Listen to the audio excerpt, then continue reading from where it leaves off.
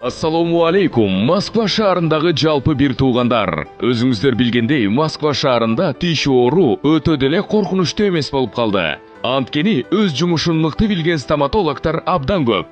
Мына ошолордун бири врач-стоматолог Садыков Сейдалы Сатыбалдиевич ар дайым кызматта. Бизде көрсөтүлүүчү кызматтар: удаление любой сложности, лечение и реставрация зубов, брекет системасы, имплантация, циркония жана металлокерамика, протезирование, гигиена жана тишти тазалоо.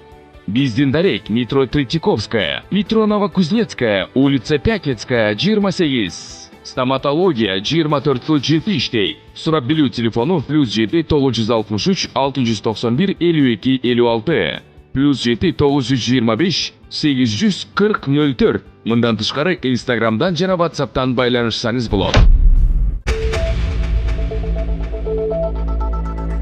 Аксыда каза тапкан келиндин жакындары Камчыбек Ташиевке кайрылышты. Жалал Абадтын Аксы районунда каза тапкан 32 жаштагы келиндин жакындары Суперкейжи порталына милиция ишти калыс териштирбей жатканын билдиришти. Маркумдун денеси 2025 жылдын 4 ноябрь күнү өзү жашаган үйүндө асынган абалда табылган. Жакындары маркумдун өлүмүндө күмөндүү жагдайлар бар экенин айтышууда. Алар белгилегендей, куда тарап алгач келин ооруканада ооруп жатканын билдирген. Бирок ата-энеси ооруканага бара жатканда кайра үйүнө чакырышып, кызынын каза болуп калганын айтышкан. Бирок туугандары келин асынган абалда болгонун, аны сууга алып жатканда моюнундагы жиптин тактарынан улам билишкен. Мындан улам алар кайра сөөктү экспертизага берүүнү талап кылышкан. Бирок андан майнап чыккан эмес. Маркумдун бир тууган агасы Москвадан келгенче карындашы каза болгон күнү кечинде эле шашылыш жерге берилген.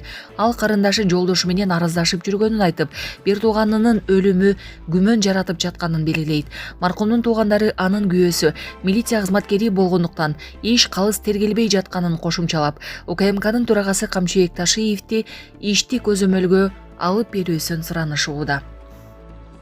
Кыргызстандыктардын карталарынан 11 миллионго сомго жакын акча жоголду. Быйыл июль-сентябрь айларында коммерциялык банктар 640тан ашык уруксатсыз операцияны каттап, кардарлар 11 миллион сомго жакын зыянга учурады. Бул тууралуу коммерциялык банктардын маалыматында көрсөтүлгөн. Маалыматка ылайык эң көп зыян виза карталарынын ээлеринде катталган 522 учур. 9 миллион сом. Андан кийин Мастеркард карта ээлери 87 операция, 209 миң сом жана Элкард карталары 32 руксатсыз операция аркылуу 1 миллион сом жоголгон. Мындан улам өткөн жылга салыштырмалуу быйылкы учурлардын саны азайганы менен кардарлардын жалпы зыяны 11 миллионго жакын сомду түзгөн. Экинчи кварталга салыштырмалуу 3 кварталда руксатсыз операциялар 31% көбөйүп 5 миллион сомдон ашты. Ошондой эле 23 учур чет элдик банктардын карталары менен катталган зыян 18 миң сомду түздү. Бардык учурлар боюнча банктар кардарлардын акчасын кайтарууга аракет кылууда. Бирок карталык алдамчылык төлөм системасынын негизги көйгөйлөрдүн бири бойдон калууда. Духу жетпей жатат. Сурабалдиева төрагага жооп берди. Жогорку кеңештин 18 декабрдагы жыйынында комитеттердин төрага орун басарларын шайлоо учурунда талаш тартыштар жаралды. Депутат Эльвира Сурабалдиева парламент төрагасы Нурламбек Тургунбек уулуна кайрылып, кече парламент спикерин, вице-спикерлерди жана комитет төрагалардын шайлоо альтернативасыз өткөнүн эске салып, ишти ошондой эле уланта берүүнү талап кылды. Бүгүн комитеттердин орун басарларын шайлоо жүрүүдө кече диктатура, бүгүн демократия болуп калыптыр. Депутаттардын ортосунда ызы чуу чыкпаш үчүн талапкерлерди альтернативасыз белгилеп коюңуздарды суранам, деди Сурабалдиева.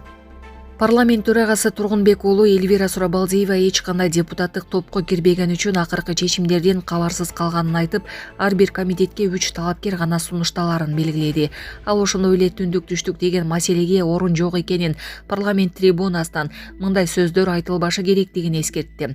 Сурабалдиева калыс пикирин билдиргенин белгилеп, мени коркутпаңыздар деди. Мен айткан сөздү айтууга айрымдардын балким даремети же духу жетпей жатат. Мен ачык айткан депутатмын.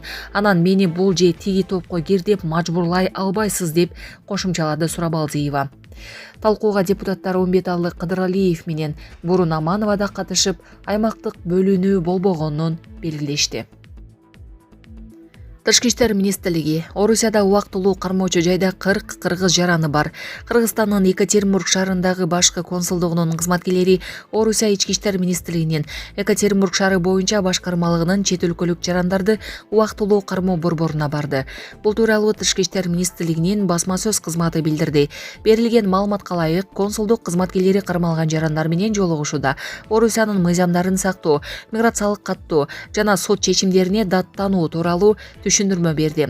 Учурда борбордо 40 кыргыз жараны бар. Алардан 15и жакынкы аба каттамы менен Кыргызстанга жөнөтүлөт. Ошондой эле башкы консулдукка Аспестовский бөлүмүндө кармалып турган жарандардан да кайрылуу түшкөн. Текшерүү учурунда ал жерде дагы 8 кыргызстандык бар экени аныкталды.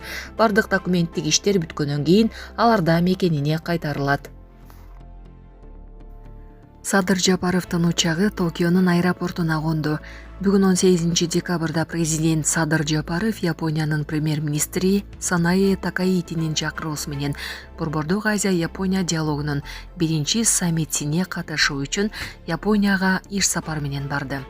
Бул тууралуу мамлекет башчысынын басма сөз кызматы билдирди. Маалым болгондой, өлкө жетекчисинин учагы Токио шаарындагы Ханеда эл аралык аэропортуна конду. Аэропортто Борбор Азия өлкөлөрүнүн мамлекеттик желектери илинип, килем төшөлгөн. Жапаровду Япониянын тышкы иштер боюнча вице-министри Эри Арифия жана башка расмий адамдар тосуп алышты. Иш сапардын алкагында мамлекет башчысынын Япониянын жогорку жетекчилиги менен эки тараптуу жолугушуусу пландаштырылган. Саммиттин алкагында Борбор Азия өлкөлөрү менен Япониянын бизнес форуму да өтөт.